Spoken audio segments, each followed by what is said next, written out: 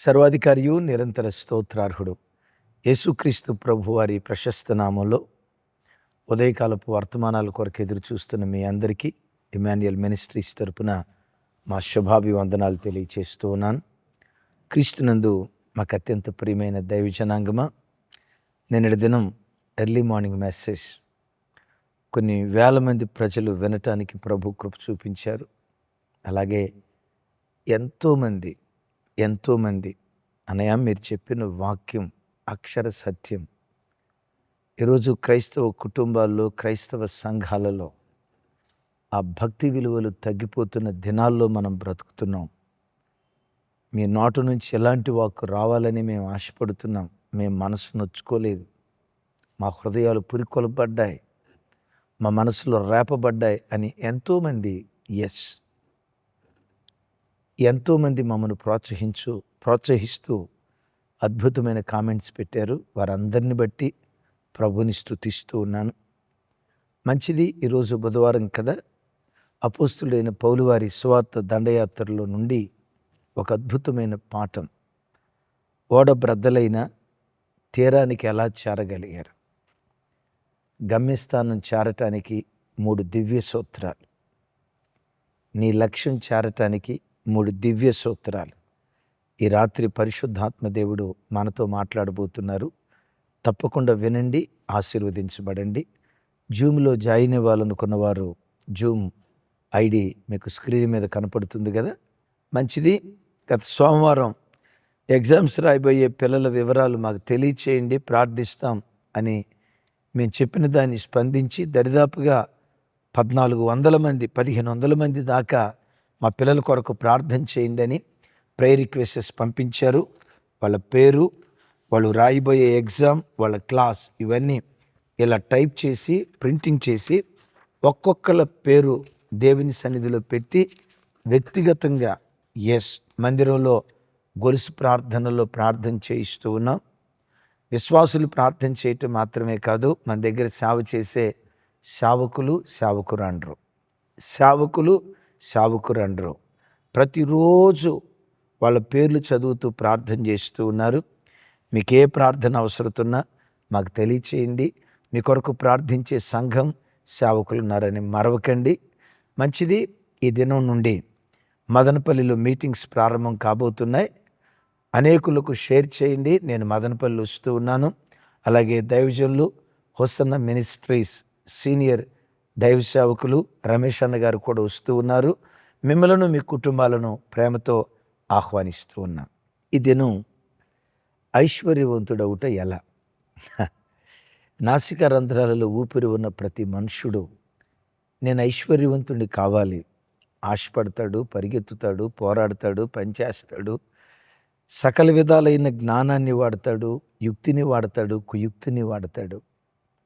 ఈ ప్రయత్నాలన్నిటి వెనుకున్న మర్మం ఏంటంటే, ఏ విధం చేతనైనా నేను ఒక స్థితిమంతుడిని కావాలి. క్రైస్తవుడు స్థితిమంతుడు అవటం అది వాక్యానుసారమైన 100% దేవుడు మనల్ని ఏ స్థితిలో ఉంచిన ఆ స్థితిలో తృప్తిగా బ్రతుకుదాం. ఉన్న స్థితి నుంచి ఉన్నత స్థితికి ఎగబాకటం అది దేవుడు హర్షించే ప్రక్రియ అని చెప్పటంలో లేశమైన సందేహం లేదు. దైవజనమ, భక్తిలోనైనా భుక్తిలోనైనా ఆయన పిల్లలైన మనం ఐశ్వర్యవంతులం కావాలి. ఒక వ్యక్తి ఈ ఆధ్యాత్మిక జీవితంలో కానీ ఈ దైవికమైన మార్గంలో ఒకడు ఐశ్వర్యవంతుడిగా మార్చబడాలంటే ఓ 4 సూత్రాలు చెప్తాను.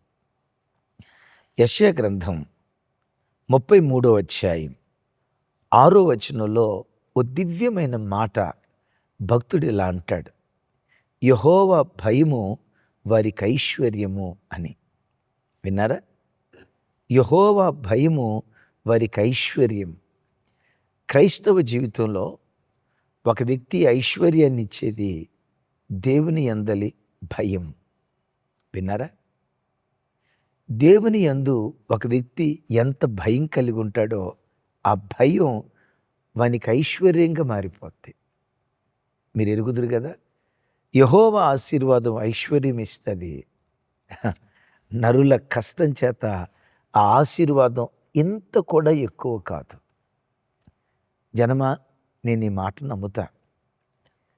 నా హృదయపు లోతుల నుంచి మాట నమ్ముతా. ఏంటో తెలుసా? పొందగోరు వాని వలనైనా ప్రయాసపడువని వలనైనా పొందగోరు వాని వలనైనా ప్రయాసపడు వాని వలనైనా కాదు గాని కనికరించు దేవుని వలనే కలుగుతుంది అని లేఖనాల్లో రాయబడి ఉంది. ఒకడు ఐశ్వర్యవంతుడు కావాలన్నా, ఒకడు హెచ్చించబడాలన్నా, ఒకడు తలమానికగా మార్చబడాలన్నా ఇదంతా దేవుని చేతిలో ఉంది సుమే. ఓ దైవజనుడు బలమైన దైవజనుడిగా వర్ధిల్లాలన్నా, ఓ కుటుంబం బలమైన కుటుంబంగా వర్ధిల్లాలన్నా ఇదంతా మానవ ప్రయత్నంలో లేదు. అలాగని మన ప్రయత్నం చేయొద్దని కాదు, మానవ ప్రయత్నంలో లేదు. కానీ ఎస్, కింగ్ ఎవరైనా కింగ్ మేకర్ దేవుడే. ఆమేన్. అయితే ఆ దేవుని ద్వారా ఒక వ్యక్తికి ఐశ్వర్యం కలగాలంటే భక్తిలోనైనా భక్తిలోనైనా యెహోవా భయము వారికి ఐశ్వర్యం. నీకు ఐశ్వర్యం కలుగు చేసేది ఆ భయమే. ఏ భయం? లోక సంబంధమైన భయం కాదు. కొందరికి రోగాలను గూర్చిన భయం, కొందరికి చీకటంటే భయం, ఇంకొందరికి బల్లంటే భయం, ఇంకొందరికి బొద్దింకంటే భయం. ఒక భర్త ప్రార్థన చేసుకుంటున్నాడట, దేవా ఈ జన్మ పోతే పోయింది నాయన, వచ్చే జన్మలో బొద్దింకగా నన్ను పుట్టించయ్యా అని అన్నాడట. ఒరేయ్, ఇదేం మాయదారి కోరికరా నాయన, బొద్దింకగా పుట్టించమంటావేంటి? ఇంతకీ ఎందుకు బొద్దింకలా పుట్టించమంటున్నావు అని అంటే అన్నాడట, అయ్యా నా భార్య దేనికి భయపడదయ్యా, చివరికి నాకు కూడా భయపడదయ్యా, కానీ బొద్దింకంటే గడగడలాడుతుంది, భయపడుతుందయ్యా. బొద్దింకనై నా భార్యను భయపెట్టాలి, ఇది నా టార్గెట్. చూడండి ఎట్లాంటి కోరికలు ఉన్నాయో. ఈ ఈ ఈ భౌతికపరమైన భయం కాదు, లోక సంబంధమైన భయం, అది ఉరి. బైబిల్లో రాయబడి ఉంటుంది, భయపడువానికి ఉరి అని. దైవజనమా, నువ్వు యేసుక్రీస్తు రక్తముతో కడగబడిన దేవుని బిడ్డవి. భూ సంబంధమైన దేని కొరకు నువ్వు భయపడకు, దిగులు పడకు. ఎందుకో తెలుసా? నిన్ను గూర్చి దిగులు పడే దేవుడు, నిన్ను గూర్చి విచారించే దేవుడు, నిన్ను గూర్చి చింతించే దేవుడు నీకుండగా నీవెందుకు చింతించాలి? నీ దేవుడు నీ భయ విముక్తి శిలై ఉండగా నీవెందుకు లోక సంబంధమైన వాటికి భయపడాలి? ఎందుకు లోక సంబంధమైన వాటికి భయపడకూడదంటే వాక్యం అంటుంది, భయపడు వానికి ఉరి. ఒక వ్యక్తి మెడకు ఉరితాడేసుకుంటే ఉరితాడు ఏం చేస్తుంది? ప్రాణం తీస్తుంది. ఉరితాడు ప్రాణం ఎలా తీస్తుందో గుండెల్లో గూడు కట్టుకున్న భయం నీ ఆరోగ్యం, దేవుడు నీకు ఇచ్చిన ఆరోగ్యవంతమైన శరీరం చివరికి నీ ప్రాణాన్ని దోచుకుంటుంది భయం. ఎప్పుడో చిన్నప్పుడు విన్న కథ. ఒక ఆయన లారీ మీద ప్రయాణమే వెళ్తున్నాడు, సమాధి పెట్టుకొని. ఆ లారీ డ్రైవర్ ఆపితే సమాధి పెట్టి వెనక పెట్టుకొని ఊరు తీసుకొని వెళ్తున్నాడు. వాళ్ళు ఎవరో బంధువులు చనిపోతే ఆ సమాధి పెట్టెలో పెట్టి సమాధి చేద్దామని. సరే, లారీ వెనక ఖాళీగా ఉండి సమాధి పెట్టి వెనక పెట్టుకోమని ఆ సమాధి పెట్టెతో పాటు అక్కడే వెనక ఆయన ఉండమని చెప్పారు. లారీ వెళ్తా ఉంది. కొంచెం దూరం పోయిన తర్వాత టప్ టప్ టప్ టప్ తుప్పర్లు పడుతున్నాయి. ఈ తుప్పర్లు పట్టే పరంపరలో ఇక్కడ నేను నిలవబడి ఉంటే తడిసిపోతా కదా, అలాగని లారీ లోపల క్యాబిన్లో కూర్చుందామంటే ఖాళీ లేదుగా, ఏం చేద్దామని చెప్పి మనోడు మాస్టర్ మైండ్తో ఆలోచించాడు.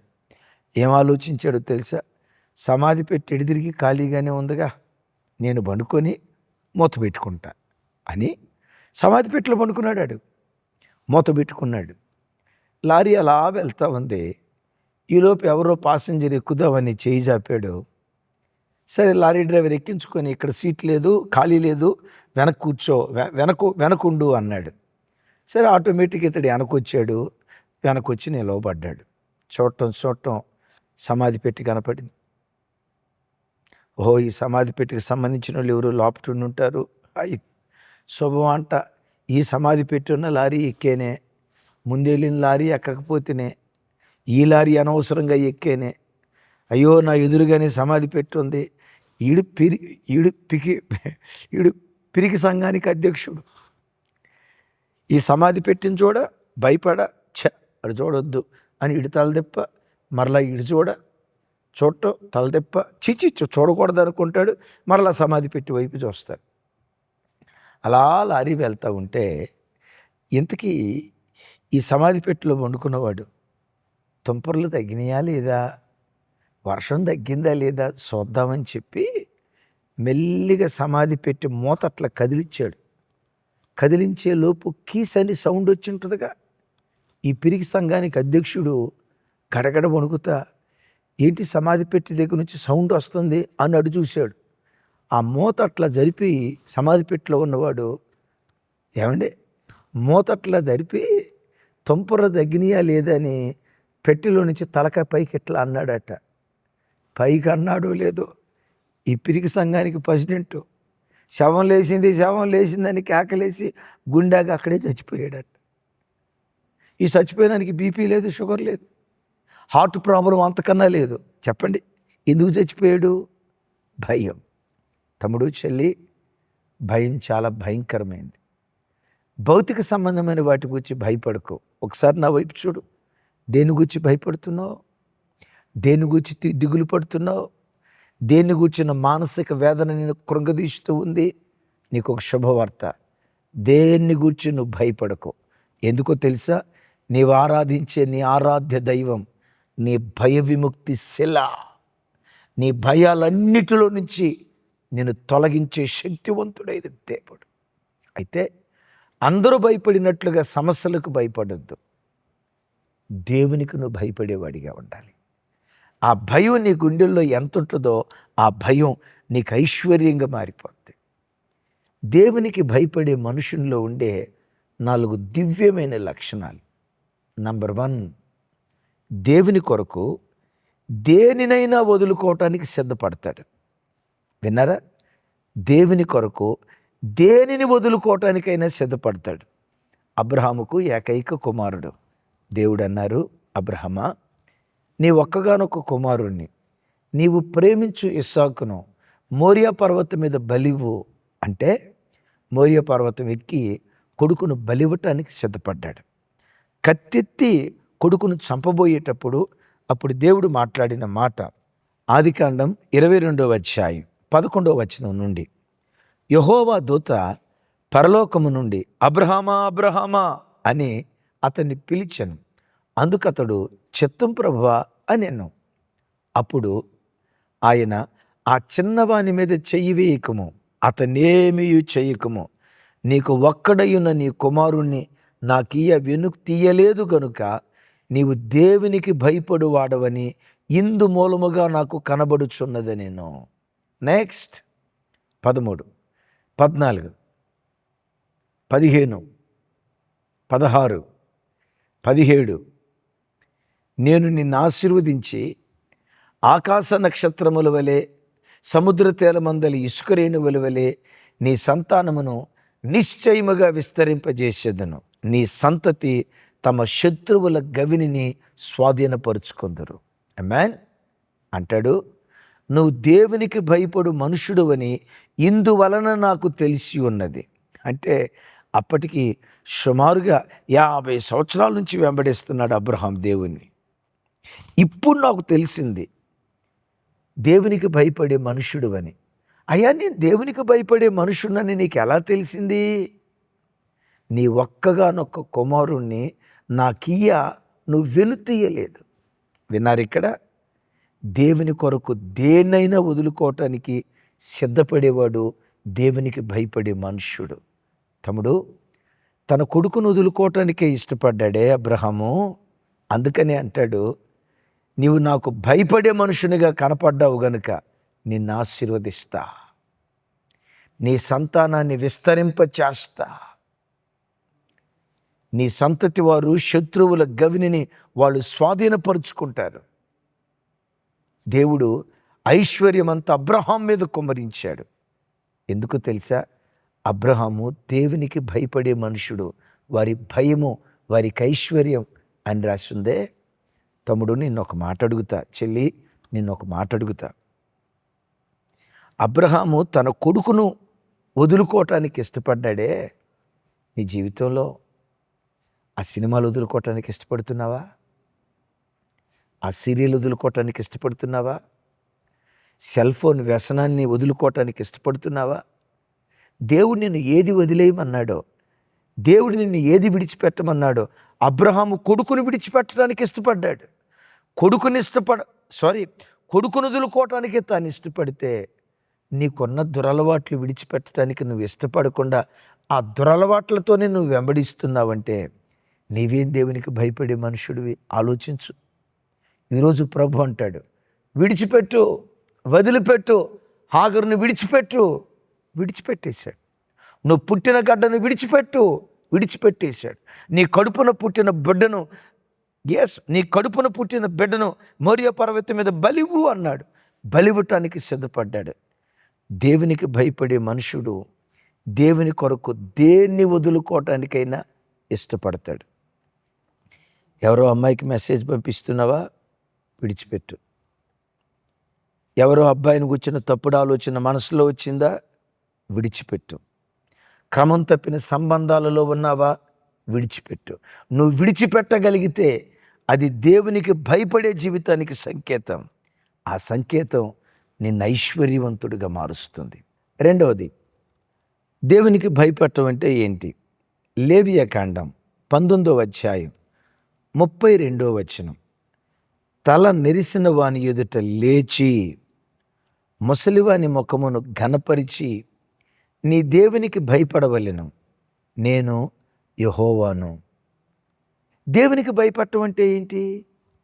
వాక్యం ఉంటుంది, తల వెంట్రుకలు నెరిసిన వాని ఎదుట లేచి వాని ముఖమును ఘనపరచటం దేవునికి భయపడటం అట. తమ్ముళ్ళారా, చెల్లెళ్ళారా, ఇంట్లో పెద్దలుంటారే, వృద్ధాప్యంలో తల్లిదండ్రులు ఉంటారే, వృద్ధాప్యంలో అత్తామామలు ఉంటారే. తల వెంట్రుకలు నరిసిన వాడు ఇంటిలోకి వస్తే కుర్చీ మీద నుంచి లేవటం అది దేవునికి భయపడటం. అత్తమామలు ఇంట్లోకి వచ్చిన కాలు మీద కాలు వేసుకొని, ఏమండి, తల్లిదండ్రులు ఇంట్లోకి వచ్చిన కాలు మీద కాలు వేసుకొని కాలు ఊపుతా, ఏంటి వచ్చావు డాడీ, ఏంటి వచ్చావు మమ్మీ, అట్లాగని కుర్చీ మీద కూర్చోవటం తప్పని కాదు. ఇక అత్తమామ లోపలికి వస్తా పోతా ఉంటే పద్దాకలు కుర్చీ మీద నుంచి లేచి కూర్చొని సిట్ స్టాండ్ చేయమని కాదు నా అభిప్రాయం. అత్తలారా, మామలారా, ఈ తరంలో అసలు అది ఎక్స్పెక్ట్ చేయొద్దు. కానీ ఒక యవ్వన బిడ్డగా నీ గుండెల్లో ఉండాల్సింది ఏంటో తెలుసా? తల వెంట్రుకలు నరిసిన వాని ఎదుట లేచి నిలవబడి వాని ముఖాన్ని ఘనపరచటమే దేవునికి భయపడటం అని రాస్తుంది బైబిల్లో. ఓ మహా గొప్ప భక్తుడు 430 సంవత్సరాల నుండి ఏ ఇశ్రాయేలీయుడు చేయలేని ఒక గొప్ప కార్యం ఆ భక్తుని ద్వారా జరిగించాడు. ఏంటా కార్యమో తెలుసా? ఐగుప్తు దాస్యత్వంలో బ్రతుకుతున్న ఇశ్రాయేలీలను ఈ వ్యక్తి యొక్క నాయకత్వంలో విమోచించాడు. నా వైపు చూడు తమ్ముడు, నీ పితరుల వంశంలో ఎవరిని వాడుకోనంతగా నిన్ను వాడుకోవాలని దేవుడు కోరుకుంటున్నాడు. నీ తల్లి వంశంలో, నీ తండ్రి వంశంలో ఎవరిని దీవించనంతగా నిన్ను దీవించాలని కోరుకుంటున్నాడు. నీ పూర్వపు వంశవృక్షంలో, నీ పూర్వపు తరాలలో ఎవరిని నిలవబెట్టనంతగా నిన్ను నిలవబెట్టాలని దేవుడు కోరుకుంటున్నాడు. ఇంతకీ నేను ఎవరి గురించి చెప్తున్నాను చెప్పండి? ఇంకెవరు? మోషేను అంత గొప్పగా దేవుడు వాడుకోవటానికి, ఓ రకంగా చెప్తాను, భక్తిలో ఐశ్వర్యవంతుడిగా మోషేను నిలవబెట్టడానికి మోషేకున్న ఆ దీనత్వం, పెద్దలను గౌరవించే విధానం ఒకటి చెప్తాను. చూడండి, నిర్గమకాండం చూడండి ఒకసారి, 18వ అధ్యాయం 6-7 వచనాలు. నిర్గమకాండం 18వ అధ్యాయం 6-7 వచనాలు. ఇత్రో అను నీ మామయ్యన నేనును నీ భార్యయు ఆమెతో కూడా ఆమె 2 కుమారులను నీ యొద్దకు వచ్చి ఉన్నామని మోషేకు వర్తమానము పంపగా. 7వ వచనం. మోషే తన మామను ఎదుర్కొనుటకు పోయి వందనము చేసి అతనిని ముద్దు పెట్టుకొనెను. విన్నారా? ఏమండి, మోషే మహా గొప్ప నాయకుడు. తన మామ వస్తున్నాడు అన్న సమాచారం తెలిసింది. ఏంటి వచ్చాడట? రమ్మను రమ్మను, ఏం పని పాటలేదా? ఎలా పనిగా ఎలా వస్తాడే ఏంటి? వచ్చాడా? వస్తే ఎవరికేంటంట? రమ్మను, నేను పనిలో ఉన్నానని చెప్పు, అడు కూర్చోమను అని రెక్లెస్గా సమాధానం చెప్పాల. బైబిల్లో రాయబడి ఉంటుంది, మోషే తన మామను ఎదుర్కొనుటకు పోయి తన మామకు వందనము చేసి తన మామను ముద్దు పెట్టుకొనెను. ఏమండి, కొన్ని చోట్ల కొన్ని ప్రాంతాల్లో ఉన్న మరి ఆ సంస్కారం ఏంటో నాకు తెలియదు, కానీ అల్లుడు కాళ్ళు మామ గడుగుతాడు. ఏమండి, కాళ్ళు గడిగి కన్యాదానం చేయాలట. మరి అదేంటో నాకు తెలియదు.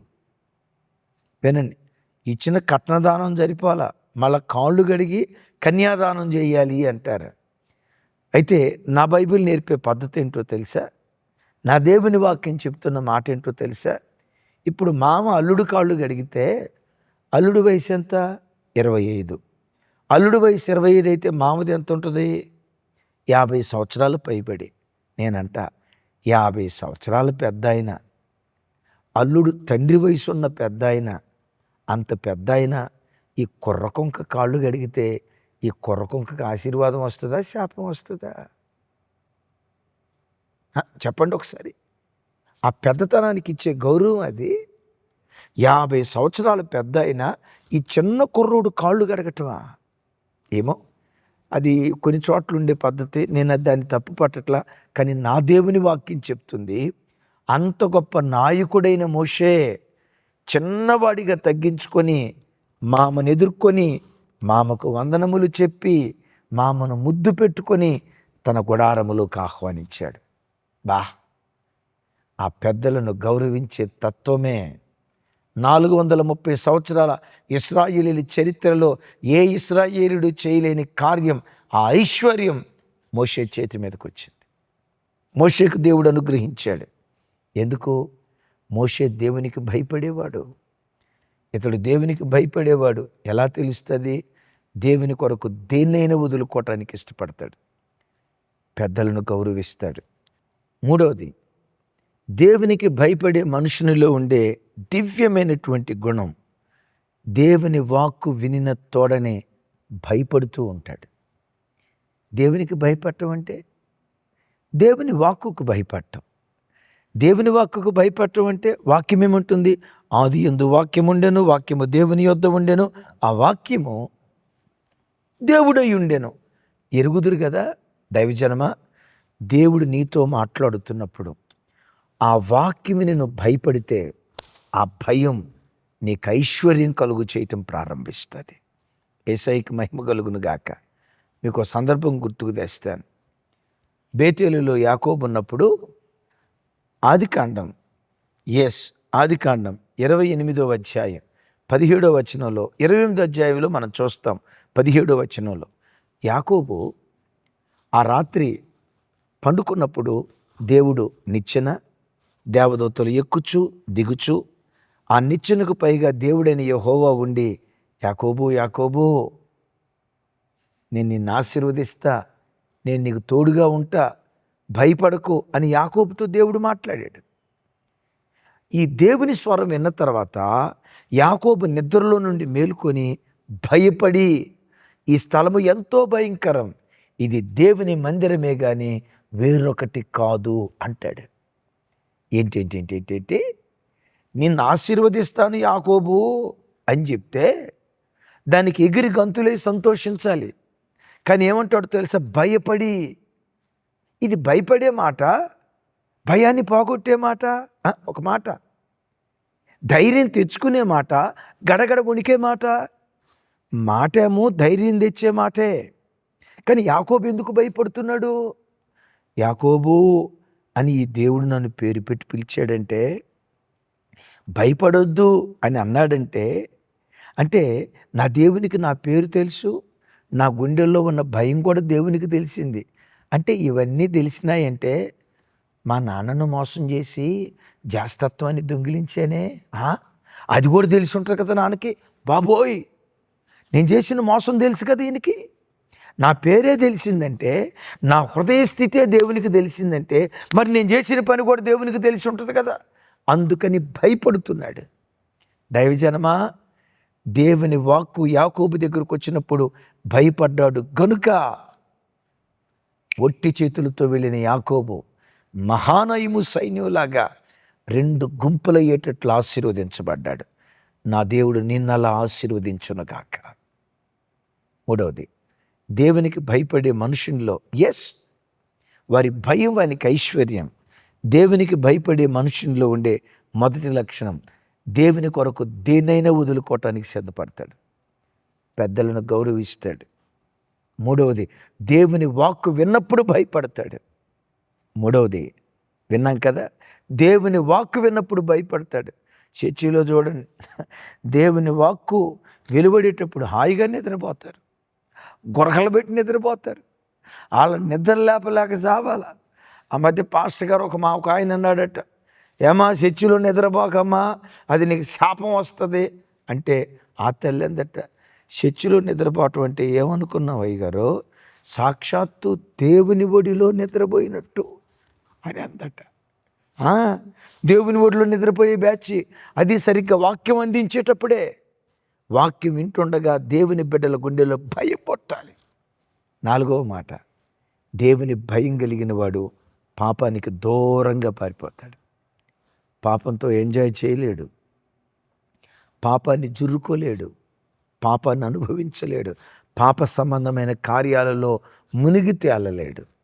ఒక ఆయన తను గూర్చి తను సాక్ష్యం చెప్తాడు, నేను దేవునికి భయపడే మనుష్యుడను. తనను గూర్చి తాను చెప్తాడు. ఎవరై ఉండొచ్చు? కింద కామెంట్ బాక్స్లో రాయండి. నేను దేవునికి భయపడే మనుష్యుడను అని తనను గూర్చి తాను చెప్పుకున్నాడు. విన్నారా? ఎవరైనా?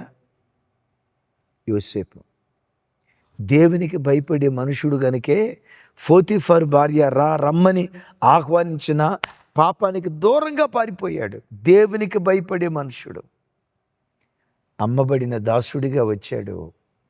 అమ్మబడిన దాసుడే అందలమెక్కి ఐగుప్తు అందలమెక్కి ఐగుప్తు దేశాన్ని ఏలుబడి చేసే అధిపతిగా మార్చబడ్డాడు. కొంతమంది చేత మోసపరచబడి, ద్రోహం చేయబడి, కొంతమంది చేత వంచన చేయబడి ఎక్కడో తలదాచుకుంటూ బ్రతుకుతున్నావా తమ్ముడు? యోసేపు దేవుడే నీ దేవుడు. యోసేపు పాపానికి భయపడినట్లుగా అపవిత్రతకు నువ్వు భయపడుతూ ఈ చిన్న జీవితం పవిత్రంగా నువ్వు కాపాడుకోగలిగితే, ఎక్కడ అమ్మబడ్డావో అక్కడే అధిపతిగా దేవుడు చేస్తాడు. ఎక్కడ నిందల పాలయ్యావో నీ నిందలను 100లుగా మార్చి నిందకు ప్రతిగా రెట్టింపు ఘనత దేవుడు ఇవ్వటం ప్రారంభిస్తాడు. నమ్ముతావా ఈ మాట? దైవ భయం నీకు ఐశ్వర్యం. అది భక్తికైనా భక్తికైనా. 4 విషయాలు విన్నారు కదా. ప్రార్థన చేస్తాను. నాకు నా ఇంటికి ఆ దైవ భయం కలిగేటట్లుగా ప్రార్థన చేయండి అయ్యా. నాకు నా పిల్లలకు ఆ దైవ భయం కలిగేటట్లుగా మా నిమిత్తం ప్రార్థన చేయండి అయ్యా. కోరుకున్న బిడ్డలు కళ్ళు మూసుకోనండి. ప్రార్థన. సర్వశక్తి గల తండ్రి, మాతో మీరు మాట్లాడిన శ్రేష్టమైన మీ మాటలకై స్తోత్రాలు. అవును, యెహోవా యందైన భయం ఐశ్వర్యం సెలవిచ్చావు కదయ్యా. అయ్యా, ఈ ప్రార్థనలో ఏకీభవిస్తున్న ప్రతి గుండెల్లో ఆ భయాన్ని మీరు పుట్టించుదురుగాక. ఆ భయాన్ని మీరు పుట్టించుదురుగాక. మీకు భయపడే మనుషులుగా ఒక్కొక్కరు మీ సన్నిధిలో బ్రతుకుదురుగాక. ఆ భయకంపితమైన పరిస్థితి ప్రతి గుండెల్లో మీరు స్థాపించి మీ ఘనమైన నామాన్ని ఘనపరుచుకోండి.